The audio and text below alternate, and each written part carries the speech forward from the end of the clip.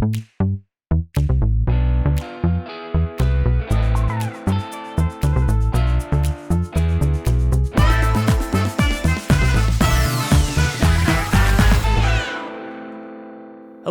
and welcome back to the Not Fintech Investment Advice podcast, where we very definitively do not give advice on fintech company investments. My name is Alex Johnson. I am joined, as always, by the brilliant Simon Taylor, author of Fintech Brain Food. Simon, thank you for coming back and not giving advice this week. Yeah, I'm glad to be back and not give advice. It's probably one of my favorite pastimes. That and just like scrolling fintech Twitter, looking at the doom today. Oh, yeah. Pro tip, people, never commingle funds. Just putting that out there. Never, ever commingle operational and customer monies. Just don't do it. No. Do not do it. And even if like you can sort of talk yourself into it being like just one big ecosystem where money is fungible and it makes sense to keep all the money in one place, like there's a very good reason we don't do that. It's also generally, and we're certainly not giving legal advice on this podcast, but if we were, one of the things we might theoretically say is stay off of Twitter as much as you possibly can. Maybe just destroy your phone and like get cut off from the internet entirely, because probably you're not going to help yourself. If you don't have a detailed understanding of what we're vaguely referencing here, jump onto Fintech Twitter. Make sure you follow our friend Jason Mikula. He'll give you the latest on what's happening in the messy world of banking as a service. But Simon, we don't have to spend all of our time in the messy world of banking as a service. We can occasionally dip out of the drama and spend some time talking about companies that intrigue us. So as always with this podcast, we will be going through a couple of companies in or around the fintech space that are interesting to us and explain why they're interesting and have a quick discussion. And then, as always, we will wrap up by manifesting a couple of ideas for things we'd like to see in the ecosystem. Simon, would you like me to go first, or would you like to go first? I think I might have one. If you would do me the honor, sir. I will. I'm going to talk about Fritch, which, you know, if you're not down with the kids, is effing rich. Are you Fritch or not? As you can tell, I am well and truly down with the kids these days. You are like, are you 19, 17? I can't tell. You have such a youthful appearance. I've never been able to figure that out. You know, I just went gray early. That's all I'm going to say. So Fritch helps younger consumers understand how they compare to peers anonymously via an app. So they can compare salaries, spending habits, rent payments.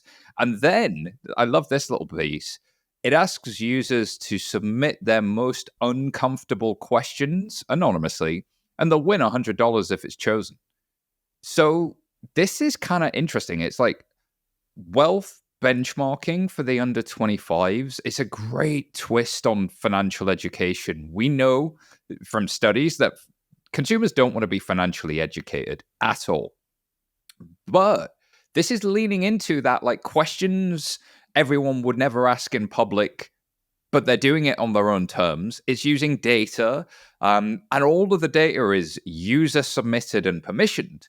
So this is you know, again, another why did nobody do this before? And the packaging this is really good. Now, they aim to monetize over time through community, and they're going to help target ads and financial products to those users, right? So nerd wallet for the 21st century for a new generation of people, but with the Q&A and the social and the benchmarking, really interesting hook. What are your thoughts? Yeah, no, I love these guys. I wrote about them in the newsletter a week or two ago, actually. I think it's really cool. I mean, I think they've cycled through a few different hooks trying to kind of find the right angle to attack essentially personal financial management for Gen Z, but I think they landed on the right one, right? To your point, there was a survey that I helped do a million years ago, consumer survey on what people want from banks that they're not getting. And the kind of core question that we asked in the survey was,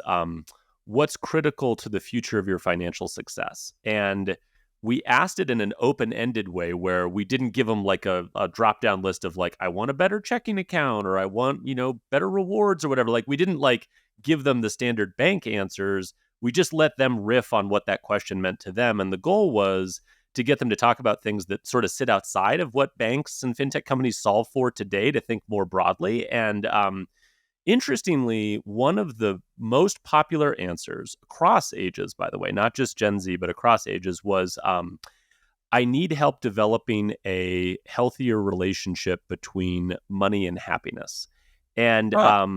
When you dug into that answer and kind of got a little bit more detail on what they were talking about, one of the first things they brought up over and over again was, and you won't be surprised to hear this, social media. And what they said was, they kind of described the Instagram effect, right? Which is everyone spotlights the very best parts of their lives on Instagram and doesn't share the other The ugly 99% bits. of, Yeah. yeah, And exactly, then or also just the nobody wants to be mundane that like bits, or tragic person who's sharing the like I will get better today memes. So like I get it. right, You know, right, so but that creates this like pressure effect, which when you add it to a generation of people who are already feeling that sort of peer pressure, then yeah, you add financials to that in a market yeah, that's not been great over the last few years for new yeah, jobs and whatever else. yeah. That's a hard place to be. It absolutely is. And I think that so building like essentially the anonymous sort of anti-social network for money, I think is a really interesting way to kind of counter that and say, look, like, you know, I think it's enormously helpful for people to be able to see the things you're struggling with are the things that your peers are struggling with. And here's maybe where you specifically are a little better. Here's some places where you maybe are a little bit further behind. But in general, like, you're not miles behind your peers. And the sacrifices that you're making to not go on that vacation, or to save a little bit more money, or, to say no to this offer that popped up when you were browsing around and shopping, like, all of those things are actually good things that are putting you in sort of good company, and you're making progress. The thing I'll be really curious to see with these guys is, I think they have at times, and maybe are still kind of kicking around partnerships with like credit unions or banks or others as like a distribution channel. So Yeah. I'll be curious how much of this remains B2C versus B2B2C over time. I also think integrating like product recommendations is a really interesting piece to this, because obviously that's a good way to make money when you have consumer attention.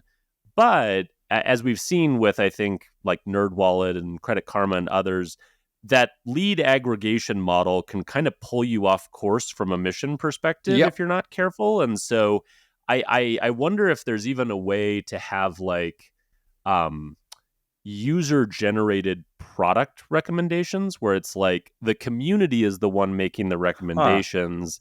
And if they recommend a product on their own, and that happens to be one of like the embedded partners you have, you can make the application process faster and instantaneous, and then get paid for taking the friction away. But the recommendations come from the community. I don't know. There might be like a different model you could riff on there that would uphold the kind of core value Without it proposition they're becoming building. fake Amazon reviews. Like how do you do that? How Like do you you got how to do you make do sure. that? I do think like generally financial product recommendations have to really display data and make sure they straddle that. We're not giving investment advice, like sort Right? of Yeah, line not number investment one. advice. That's right. And Yeah. then we're on this show of all places. And then number Yep. two, if consumers do it, like what are they actually saying about this product, and what were their incentives to say it in the first Yep. place? But if Yep. I think there's something really interesting here, that if they can get traction, I mean, the first thing is, can they get enough attention? Can they get enough people to use the thing? Yes. Conceptually, this is really, really interesting, but will Yeah. it work? And then the second question is, okay, then what's going to be what drives the flywheel of monetization? Benchmarking as a moat, though, is really interesting. I was speaking to a founder of a fintech company that would has a lot of data that they're able to anonymize, and they can say things to a financial institution like, here's how you benchmark versus your four biggest competitors on Right. this KPI that you really care about, and this Right. metric, like attach rate of whatever. And that stuff is like, in a sales pitch, that is gold. That is Oh yeah. absolutely gold. So people want this data because they want to know how to get better. And I think that whole idea of the Apple Watch for money is not wrong, but the complexity of getting that data and serving it to you in a private way is non-trivial. Yeah, no, it really is. And I do like the fact that in addition to having people connect their data and share their data, they're also trying to get people to ask questions too, because I think that it is really important to have that community element bolted onto it, right? Like it can't just be a dashboard that you go in and check and then, oh, nothing really changed. Maybe I won't check back quite so frequently. Like the community part is what keeps the engagement high and then allows for more of those sort of opportunities to happen on platforms. So no, I totally agree. I'm glad you brought that one up. That they're one of my kind of favorite little PFM wedges that I've seen recently. So that's a good one. Do you mind if I throw one at you? Please, sir, throw it, but don't hurt me. Okay, well, I mean, it's funny you say that because my son has started throwing balls at me, like just tennis balls or whatever. And I'm like, okay, there's a difference between dodgeball, like throw it at me and try me duck out of the way versus like wanting to play catch. So just tell me what game we're playing before we start. That would be my request. So, Simon, this is me throwing the ball gently to you so you can catch it. Alrighty. This one is called, and it's not a startup, so it's a little bit unusual. You'll notice a theme with my companies this week, but this one's called Constellation. And I had not heard of this company before, but apparently they already do quite a bit of work across different industries, big pharma, financial services, media and telecommunications. But what they do is they essentially have like workflow and governance software for marketing and advertising. So the idea is if you work in a highly regulated industry, as we do in financial services, they provide a system that allows for you to develop creative assets, ads, landing page copy, so on and so forth, and then be able to get that reviewed, approved, run through all of the required legal processes, and then federate it out across all of the channels and places that you want to use it, and do so in a governed way. So essentially, if anyone has worked in kind of lending, it's sort of the equivalent to like underwriting model governance or risk model governance, but for marketing assets. Yeah, And I guess UDAP's going to be a big piece of that. In the UK, we would consider it the Financial Promotions Act. Like anything where you are talking about a certain type of product to consumers might have regulation wrapped around it and legislation about how you're supposed to do that. And you could step outside the law by saying things like, this X product will do Y for you and you will get incredibly rich because of thing. And like, actually, that is then investment advice. And we're trying to stay away from that whole thing. So you need your marketing to come correct. Yes, exactly. Well, and I think the core sort of challenge that these guys are trying to solve for, and UDAP, and what was the UK equivalent to it? I'm not familiar with the Financial Promotions Act. Financial Promotions Act. Those, I think, are coming up a lot more in fintech specifically, which is why I was sort of thinking of this problem in a fintech context. And I don't think Constellation has made too much inroads into fintech yet, although I think that would be an area they could definitely go and are probably interested in going, because this is just one of those areas where, you have to strike a balance between moving fast and being nimble and not stepping over one of those lines. And the problem, and this is why I think software that sort of solves for this is interesting across marketing, across risk management, across a bunch of different areas, is it's really hard to meld a compliance brain and like a creative brain together in real time, right? And so I've witnessed that on the inside of a financial institution, and let me tell you, it was painful. And there was a data protection lawyer in the room. It was, let me tell you, it could have done with a few drinks. It really yeah. No, I mean that's exactly right. And so I mean I do think that this is such a ripe area for more investment in technology. And if you look at Constellation's website, they talk about data, and of course they're talking about AI now. So like I think there are ways to make this even better and more sophisticated, but this to me seems like an area that is still a little, I don't know, underbuilt from a software perspective. And a lot of these workflows are more like, hey, I drafted the copy and then I sent an email to so-and-so in compliance and I'm still waiting to get a reply. Like a lot of it is not very driven by workflows.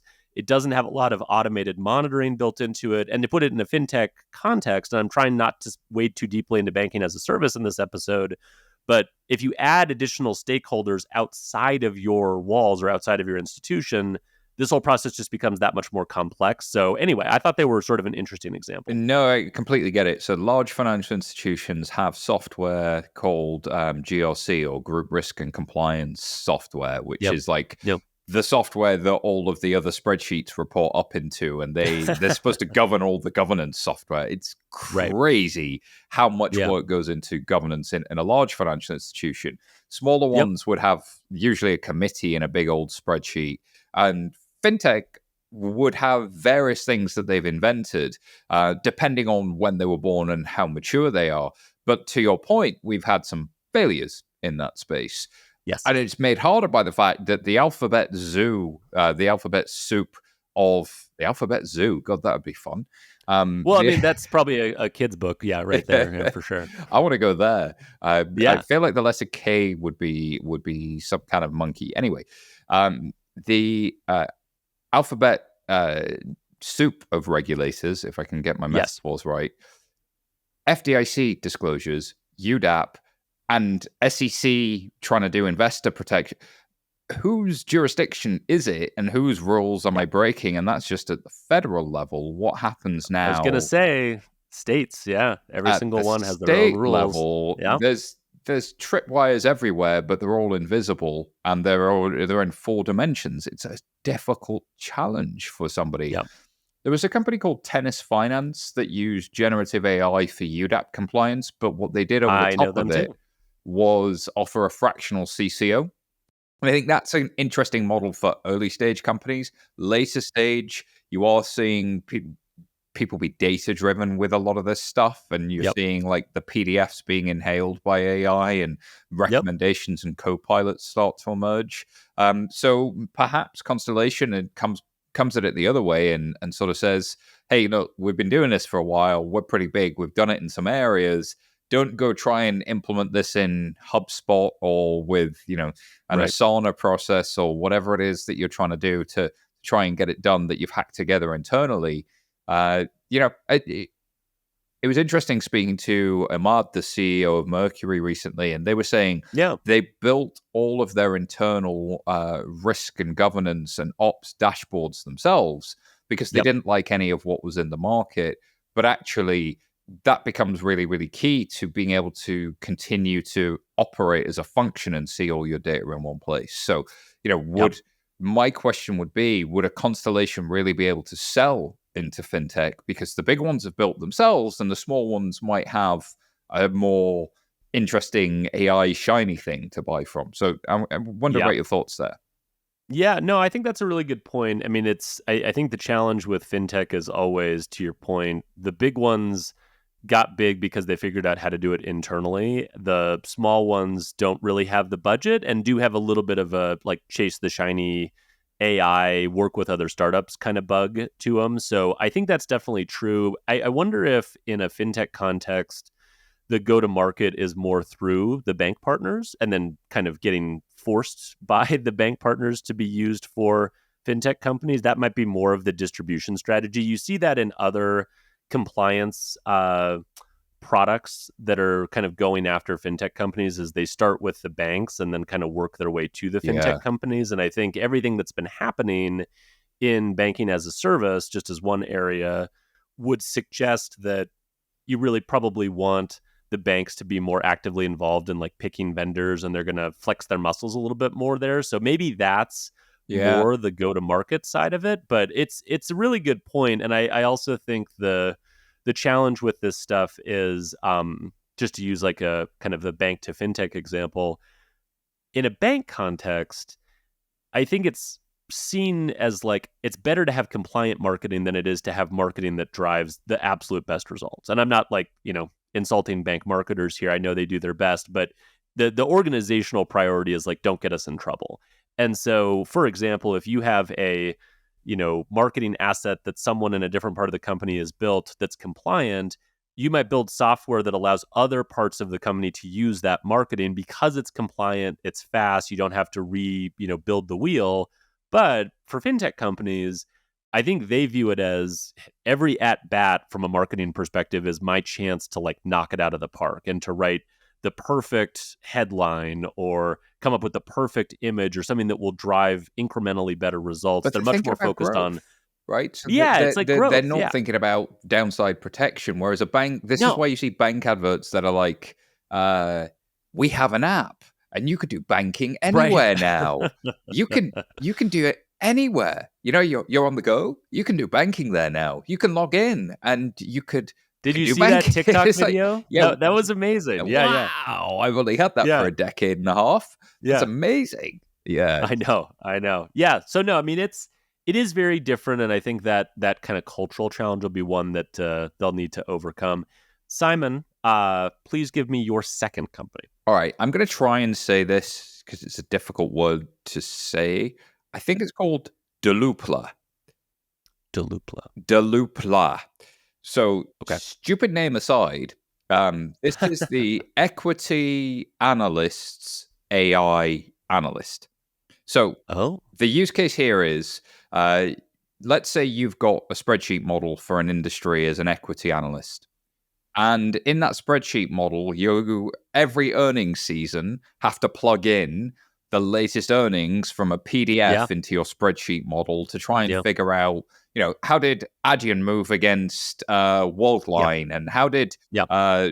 Block move against PayPal, and all of that sort of stuff, right?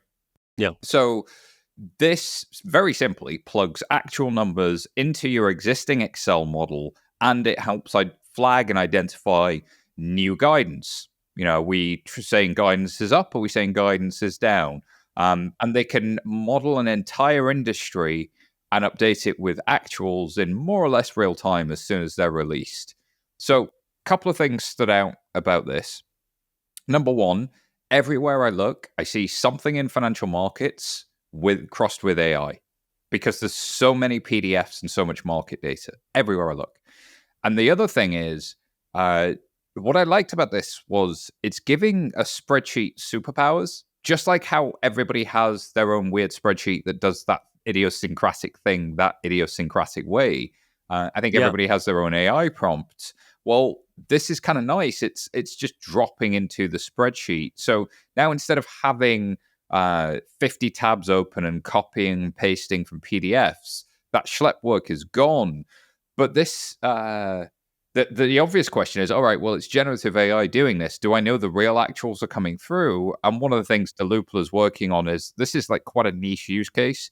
So they have Yeah. Yeah. humans in the loop, and they're always monitoring the effectiveness of those data pulls and those actuals, and going back and RAG and retesting and effectiveness testing their models. So very bespoke, very niche use case. But I think one of these companies, whether it's these guys, whether it's Lucite, whether it's Finsta, whether it's however many of them there are, Yeah. could build. Some of them will get acquired by like a Bloomberg or market data Yeah. companies. There's hundreds of those, and there's just so many of them that are worth like a handful of billion that are just out there Yeah. making money with a Wall Street bank. So as a downside, these companies could do okay. As an upside, though, like what if somebody builds the next Bloomberg here? Like what if somebody Yeah. builds the next London Stock Exchange Group and market Yeah. data company? There's Thomson Reuters is part of LSEG. So Refinitiv. There's a lot here to like. What are your thoughts? Yeah, no, it makes sense to me. I mean, the thing that's cool about generative AI, just in a general sense, is that it doesn't take too many resources to spin up a really cool niche use case, right? And I don't know how many employees these guys have, but like this sounds like the type of startup where, you can do this with a very, very small team, niche use case. If you know sort of the parameters of the use case and the different edge cases that you need to solve for, you get 4 people in a room, and you can really start to crank on it. So I like the ability to sort of wrap around these large language models with these hyper specific use cases that you can do without having to go out and raise $10 million to get started, right? Like it's in a lot of ways it's the opposite of most of the startups we see in fintech, where the initial capital requirements are so high to get started that it just excludes a lot of folks. Like generative AI is, come on in, play around, like get a couple of your friends together for 6 months and see what you can put together. So I like the ability to attack these very niche use cases. This one I think is really interesting. We've talked about this on the show before, Simon, but like spreadsheets are like the children of analysts, and they're very protective of them.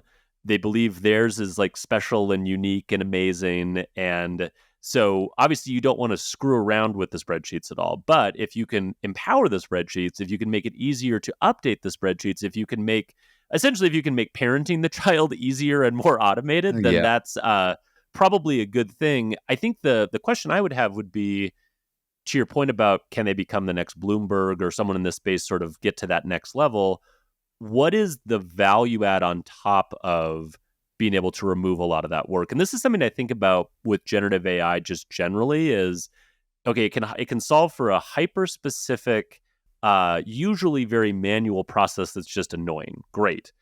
Once it's doing that, what's the advantage you get by people using it to do that allows you to unlock the thing above it, right? And like just thinking out loud, but like a thing I would be curious to know would be, just as an example, and again, there might be a million reasons why this is a bad idea, but like if I have a spreadsheet that I'm using to track, the performance of stocks in the payment space, like you were describing, maybe there's one variable or number that all of my peers use and look at in a particular way in their spreadsheets that I just missed or forgot about or am not using. Could it flag the lowest common denominator mistake that I'm making that everyone else is doing Yes. and help me up level my model in that way, right? And like start to do going back to benchmarking, like benchmarking and comparisons, not to give away the secret sauce of people's models, but to like up level the bottom of them so everyone in the market gets Yeah. better. I don't know. Like you need some You need a ladder value that add. you can I get where build you're for going with additional. this. One thought, two thoughts, as always. I don't know why my brain always does this. I'll try and separate them. Do it in two. The first thought is that the problem with benchmarking with that sort of thing is you are regressing to the mean.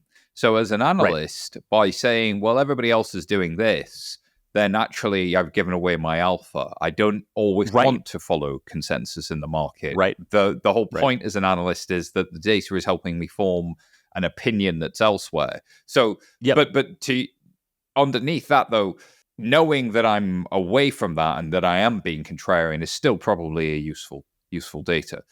Well, it's like, am I being contrarian because I meant to be, or am I being contrarian because Yes, I missed something or obvious? I Right. just happen to be contrary. Yeah, Yeah. Yeah. and so that was number one. Number two, there was a recent paper or speech by the acting comptroller of the currency, Mike Sue, and remarks on the 2024 Conference of Artificial Intelligence, and he had a really Yeah. interesting mental model for the nature of how electronic trading evolved in the 70s.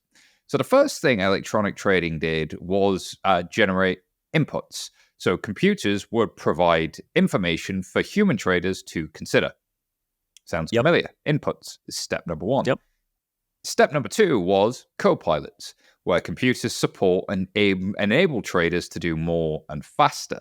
So this is to your point, like actually what decision am I going to take on the back of this? What action should Yeah. I take? Here are the Yep. things you could do with this information. Actually, based on your hypothesis and your model is saying, go do this, go do this, go do this. And then the third step is agents that just go ahead and execute all of that for you. So the Yep. software is taking the inputs, it's then making a decision, and it's just executing the trade on your behalf, fully autonomous. Yep. So inputs, Yep. co-pilots, agents. And depending on where you are on the risk spectrum, you see people emerging that do any number of those. There's people already talking about agents. There's a lot of Yep. talk in the corporate world about co-pilots from Microsoft and others and GitHub. And, Yep. there are some spaces where co-pilots are acceptable. And for the most part, it's just inputs. And the inputs are the Yeah. really clean ones that people understand. So, like there's that whole, where are you at in the risk spectrum? And are you ready for inputs, co-pilots, or agents? So this is very clearly an input use case. Yeah, no, and that's a really good mental model, and it kind of speaks to, as you're saying, for different use cases with different levels of risk associated with them, where are you willing to jump from inputs to co-pilots to agents. And, quite frankly, I think in a financial services context, where are you from a compliance and a legal perspective allowed to jump from one to the Yeah. next to the next? And I'm sure that was a big part of Comptroller Sue's remarks as well, as just like, how do we wrap regulation around the evolution of this stuff? Because Yeah. it presses on all of those areas, whether we sort of want them to or think it's a good idea or not. It's a really good paper. Highly recommend it if anybody hasn't seen it. Okay, well, it's on my reading list. I haven't gotten to it yet, but I did see that it was bouncing around our bank nerd channels a little bit. So I will be sure to give it a read. Simon, I have one more for you, and this one, like I said before, I picked sort of slightly different companies, so I'm cheating a bit here, but it's a company called Block, and they were actually co-founded by the guy who founded Twitter before it became X. Are you familiar with Block? Do you know? Do they make houses or bricks or something? No, no, no, no. This is the one that's got like the music service and something in payments, right? Yes. And Yes. weird Yeah. crypto Little wallet kind thing. of. Yeah. Yeah. Yeah. Yeah. Yeah. They kind of. Yeah. They do little crypto, little music, payments on the side, some small business stuff. No. Joking, of course.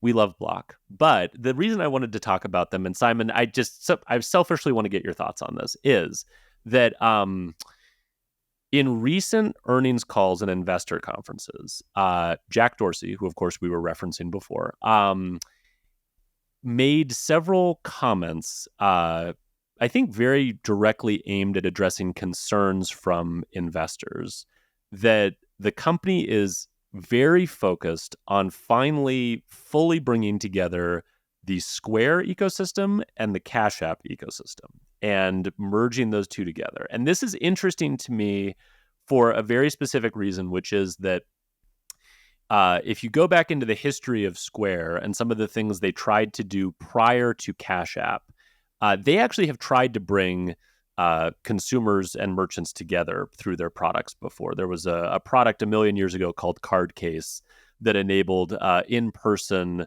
kind of mobile transactions. And it still was the most seamless and beautiful commerce transaction I've ever participated in as a consumer. It was amazing, but they got rid of it. And the lesson they learned at the time, back in, I think this was like 2014, so it was like 10 years ago, but the lesson they took from that was you have to slowly nurture two different ecosystems without compromising them or bringing them together too early before it makes sense to bring the two sides together. So you have to play a much more slow, patient game before you do that and get to scale on both sides. Yeah.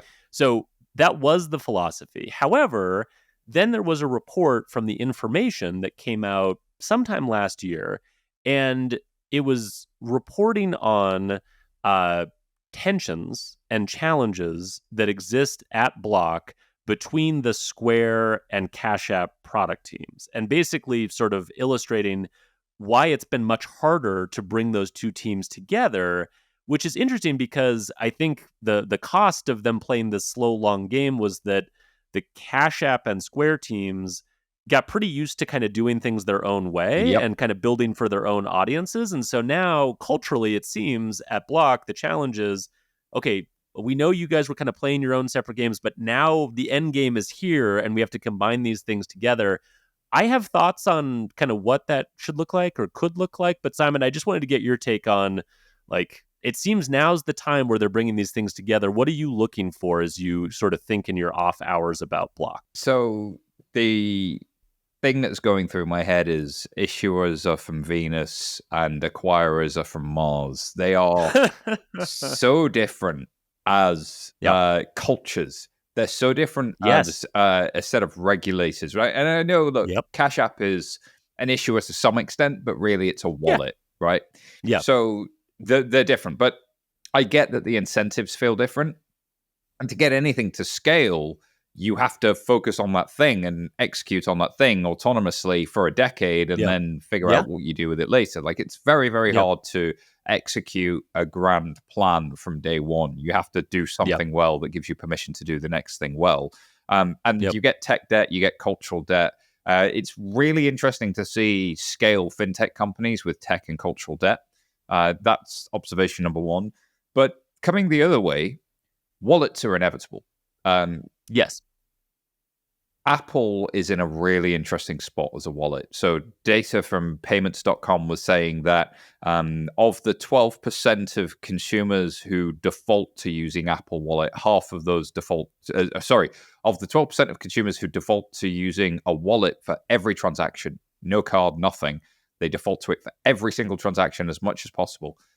Half of those use Apple Wallet. 4%, so 4% of the 12, so what, like the what's the math on that? Like 35-40% still use PayPal or Venmo, which leaves Cash App in there, but it's not a big deal. And so there's a really interesting demographics and where you play and market share question for Cash App's ability to be used as a payment method outside of its merchant ecosystem. So I think wallets are inevitably the future, and Apple Wallet is really demonstrating this, and it's becoming a center of gravity. But what's hard with Cash App is I can't store all of my other wallets in there. I can't store my identity in there. It's Right. okay, it's got Afterpay, but it's owning everything. I think to be a wallet, you've got to abstract yourself up a level. So yes, Apple has Apple Cash, but it also has other cards in there, and it has the Apple Card, but everything else. You have to be that, like, yeah, of course we do it. We also do calendar apps, but you can use another calendar app. Like, it's an ecosystem. It's a walled garden, but it's an ecosystem, and it suits their needs, and they'll drive things their way, and they'll be as Apple as they want to be about it. But they're open enough to make the ecosystem continue to work. That's my challenge for Block: is can they do that on the Cash App side to create that double-sided flywheel? The reason I think the Fresno drop is such an important lesson from history, and Yeah. everything that happened with Visa off the back of the Bank Americard, is the realization that you need an incentive mechanism to open these flywheels up, and that an actor in the middle could really only do that thing. They couldn't be, you can't be issuer and acquirer and network unless that's all you are for your brand, like an Amex type of thing. If you are going Right. for the three-party model, go for it from the start and go nail it. But if you're trying to be a network, then you have to be open, which is the Apple Wallet. Feels to me like Cash App is not making enough of a leap into transactions to really be that three-party model to be an Amex. It might have brand permission with kind of the lower income populations to Sure. maybe have a bit of a wedge there, but what's its right to win? And I don't know that it's figured that out to pull those two together. The economic case of, well, if it's all honest transactions and we don't have to pay interchange, get that. But why, for who, and what's your right to win? I think that's my question. Well, I think you nailed it, Simon. I'm glad I asked you about this because you put it in terms that I had not quite been thinking about so clearly. But to build on your point real quickly, it feels like the last, whatever, 5 years, the objective for the Cash App team and the objective for the Square team was take this sort of ecosystem that we've built and then build more specific on us products that fit within that ecosystem. So we're not a wallet. Now we're a wallet plus the card. And the card is how we make money. And, we want to get direct deposit. And so like it's been about deepening and becoming more profitable within those two areas. But the challenge, to your point, is, and Square did the same thing, right? Square became a bank. They added all of these additional products that they themselves offer. And so they're a little less of an open ecosystem and more of like a product-centric ecosystem where they want you using their products. And even Apple with Apple Card and some of the stuff they've been doing, like they kind of went down that road. But I think to your point, the ability to merge these ecosystems together relies on the fact that you need to preference the user's goals and their preferences for what products they want to use over your own objectives. So not that you can't compete and offer your own product, but you can't preference it above all the other ones that the customer or the small business owner might want to be using. And if you do that, again, you can go towards that Amex kind of closed loop model, but it's always going to be smaller and less valuable. Whereas, there's definitely a world you could see where Cash App becomes, a wallet that allows many different providers to play in it. And, Obviously some of the stuff that Block does around crypto and stuff, like they've demonstrated in some parts of their business an openness to lots of different rails and lots of different products that can all be sort of coordinated through one Yes. wallet or one ecosystem, but they haven't fully committed to that, and that might sort of be hurting their ability to bring those two ecosystems together. I think that's a great observation. The ideal client profile on both sides of the business is different as well. So low income consumer, get paid early, the instant payments, all of that, amazing. Glad somebody's doing it well. But the merchants they have are like that boutique coffee shop and that really cool little, it's a little bit more in the Amex spectrum, as I would read it. Maybe That's I'm right. completely wrong, That's but right. that's kind of my distant observation. So Yeah. if you were going to build Amex, you've got it on the merchant side, but not on the consumer side. And then on the consumer side, how are they activating? It's not necessarily with the merchants you've got. So you've got a disconnect there. Whereas Amex never had that. They always had the high income consumer and the places they want to spend their money. And then they built an incentive loop that works for that user. What's your incentive loop here? Because you've got a disconnect. I think that's a really, really good observation. Simon, before I let you go, should we manifest a couple quick ideas? Yeah, super quick one from me. I want a de novo charter. I want a de novo charter in the United States. Can we just have them? My God, imagine the things that it would fix if we just tried to drag some of these companies through the coals of becoming a fully regulated and licensed financial institution. Let's do it. Now, flip side of that is there's a lot of companies doing a lot of interesting things that they probably would not be incentivized to do if they did have de novo charters, but they could continue to exist and continue to innovate. But we might actually see some de novo charters, some things that you see elsewhere in the world. You might see a Nubank type of play. You might see Clearbank in the UK is the dominant banking as a service player in the United Kingdom at the moment, and they are a bank. They are a clearing bank. Like they're alongside Barclays and NatWest. They have all of the same privileges. So that's what I want. That's all I want. I love it. I love it. I could not agree more. It's my number one regulatory wish. And quite frankly, I wish for a whole spectrum of different options, right? We've talked obviously before about national money transmitter license. Like you want to just do payments and money transmission, boom, you're over here. If you want a national lending license to experiment with lending, great, boom, you're over here. If you want to go full de novo bank charter, which is still an option, we'll make that slightly less painful than it has become over the last decade. Right over here. If you want a even smaller banking charter that's like the baby cousin of the large de novo charter, just to try innovative banking things, but at a super small scale, boom, we have that for you over here. Let's give people a menu of different options to experiment safely in a regulated way at a small scale. And then if you demonstrate that you can do it at a bigger scale, you can graduate up. I don't think this is too much to ask, Simon. I could rant and rant and rant about this, but I'll let that one go. Here, here. Thank you for manifesting it. All right, can I give you mine real fast? Yes. Real quickly, mine is I would like a savings super app. And the reason I say that is that there have been a ton of really cool innovations over the last decade in savings on a product wedge perspective, right? So you have automated savings where they'll just scoop a little extra money out of your account. I loved Digit back in the day, loved it. And we just scoop a little bit of money out. Obviously, we have different versions of that, sweep or grab a little bit of money on your behalf and automate that process. We have, save now, pay later, which is kind of the flipping buy now, pay later on its head a little bit. We have tons of these different apps that were built to help you save for a down payment for something specific. So you can save for a down payment for a home and get rewards or additional money put into that savings account by providers that you might work with when you're ready to buy a home, right? So there's all of these different sort of wedge savings products. But the thing I realized is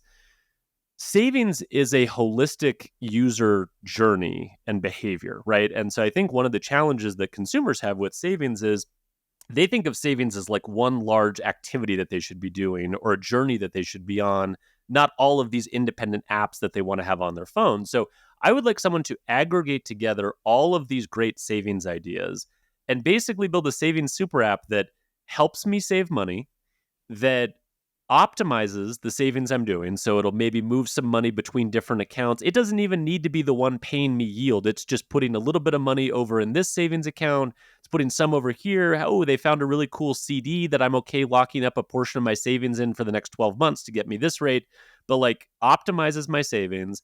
And then what I want is a journey of different options presented to me as my savings are passively building up. So instead of my savings just sitting there not doing anything, notify me when a merchant who I've shopped at before would be willing to give me a discount if I took a certain amount of my savings and when it got there, used it to buy this product. Or Huh. notify me when, hey, I want to do credit building and you have a secured card, but I don't have enough money set aside for the deposit for your secured card. Notify me when I get to that point and we'll just portion off a savings of that and we'll open up the secured card for you.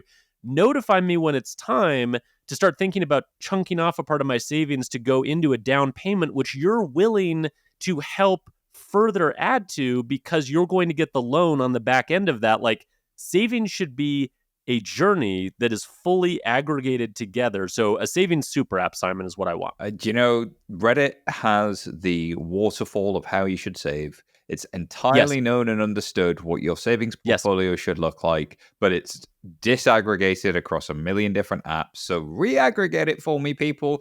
You know, in the age of the Apple Wallet, in the age of Apple Intelligence, and in the age of Yes. 1033, all of this could be built by Apple, but they're not going to build it for 25 years because they like to really take their time. And by which point, every Google Pixel owner will say, oh, I had that 5 years ago, because history is just getting a bit repetitive at the moment. But I want it and I can't wait for it to happen. I am so with you, sir. By that point, we'll be way past it. We'll be pulling from the retirement fund, never mind saving for it. I really appreciate you offering in the subtle critique of Google and Apple and your desire to be Android all the way. So well done there. I will say, Google got to the whole erase people in the background of your picture, what, now a couple years ago before Apple even contemplated adding And it? So I 100 feel other you, man. I feel you. features. Oh my goodness, you can change the colors of where apps are on your home screen, and you can move them around. Yes, I've been able to Who do knew that for people wanted nearly a that? decade and a half. But, that aside, there's something in the Apple Wallet plus AI that you feel, plus 1033, that I find really exciting. I completely agree with that.